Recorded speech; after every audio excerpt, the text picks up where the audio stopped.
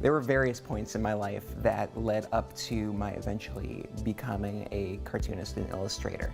First, when I was a child, my dad was really into making art as a hobby, and being around that was really inspiring, I guess, to baby Julie. And so my parents saw me doing that, and they really helped foster my love of working with traditional materials. And I would start like copying comics out of magazines and newspapers to practice. Fast forward a number of years, and I go into high school. I'm a freshman, and I sign up for Art 1. One of the first projects that we worked on was really boring. We were using charcoal to render a bust of Socrates, and the art teacher, Lee Akamichi, he walks over to my paper and sees that I already have some foundational workings of how to render shape, and he sits down next to me and says, "You're going to art school." And I was like, okay, I don't know what that is. But over the next 4 years, he becomes a life mentor. We grow really close. He helps me build a portfolio, and I get into college where I choose to major in illustration. That was more of a practical decision more than anything, because my heart had always lied in comics,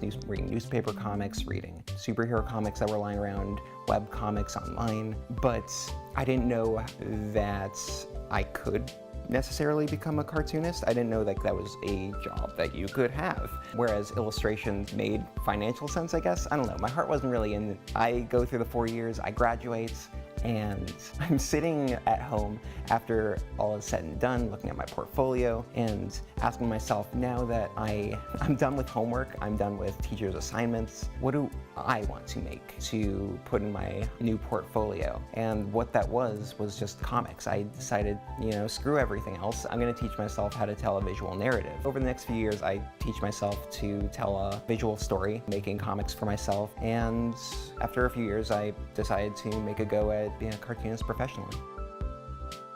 From the outset, simple, straight and to the point, adequate. I say adequate not because trying to downplay my own skills as an artist, but there's some artists and illustrators that really embrace the media and make beautiful works. And I feel like that's never been my goal. I want to tell a message or tell a story with my work. It's just a shorthand to get to that point. Visually, my work has predominantly been, over the past few years, just black and white, pen on ink. Go for paper that has a bit of a tooth so that there's a bit of a rough texture on it, maybe a bit of a shaky hand, because I work traditionally a lot and there'll be mistakes. And thematically, I think it's warm. I think it's optimistic. When people read my work, I want them to leave feeling like they've just been hugged by my art. For the first few years that I was making comics, I didn't feel empowered. I didn't feel I was doing my best, and I felt good about my work, obviously, but I didn't feel confident enough in my work to really put it out to a lot of people. And so I would go through the motions. I'd put it online, I'd work on a schedule, but I feel like looking back, I intentionally was doing it in places where my work wouldn't necessarily get noticed. I would put it up on just various websites that just didn't get very much traffic, so my artist friends could see and close people that I told about my work. But that was the extent of it until eventually I reached the point of growing confidence over the years and realized that, hey, I can make a go of this too. And so I started utilizing social media more and more to try and actually get noticed, and by that point I was ready for it. As ready as one can be, I suppose. Internships and jobs straight out the gate are fabulous. If you're positioned at the right point in your life, at the right, the right people to make that happen, but they're not necessary. I certainly never had that. My first job out of college was selling strollers to pregnant women at a baby store. All the while I was working on learning my craft, honing my skills, and working on building what eventually became a portfolio. There's a widespread myth in our society that you need to achieve some modicum of success by your early mid-20s or you're nothing, and that's just not true. I didn't make a go at being a professional artist for 3 or 4 years out of college, and I eventually found my way. We all get there when we're ready. You just need to maintain hope and just keep on working at your craft until you get there. Just make art you love, and you can make it happen. What accomplishment would make me successful? I am successful. I have been successful, and I am successful, and I will continue to be successful. When I first started out, I desperately needed to survive as a working artist with a quickly dwindling bank account. I necessarily defined that by metrics and numbers of followers. As time went on, I realized just how unfulfilling that was to be creating work. It became drudgery. As the years have gone by, I've shifted my definition of success to mean creating work that is emotionally resonant with the audience that I hope to reach. I define success by affecting people's lives with art, affecting them for the better. My book of autobio work that came out just last year, Super Late Bloomer, I feel that even though like it's never been flying off the shelves by any stretch, been a success beyond my wildest dreams. When I first started putting the comics that eventually became that book online, I hoped to reach trans people that felt isolated and alone, and the project blew up in such an incredible way. People started writing in. I'd hear from young teens saying like, oh, I didn't even know being trans was a thing. That describes everything about myself. I heard from people that felt emboldened to come out to the people in their lives. I hear from trans people that give the book to their friends and family as a way to help them bridge the gap of understanding. I've heard from transphobes, in very rare cases,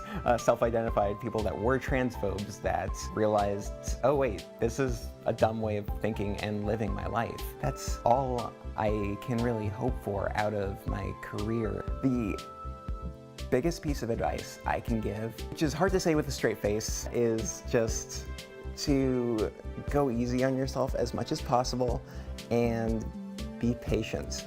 For those out there that are going through a medical hormonal transition, wherever that may lead or lie, feeling as if the people in your life can't see you for the person that you know yourself to be. And so you have to try and go easy on yourself. I know looking back, that was not something that I did very well. Incredible artist, trans artist, Joey Allison Sayers gave me this exact advice, and I tucked it in my pocket and stored it away, and I thought about it every now and then. I was like, how can I be patient? How can I go easy on myself? Can't you see that everything's on fire right now? But it does get easier.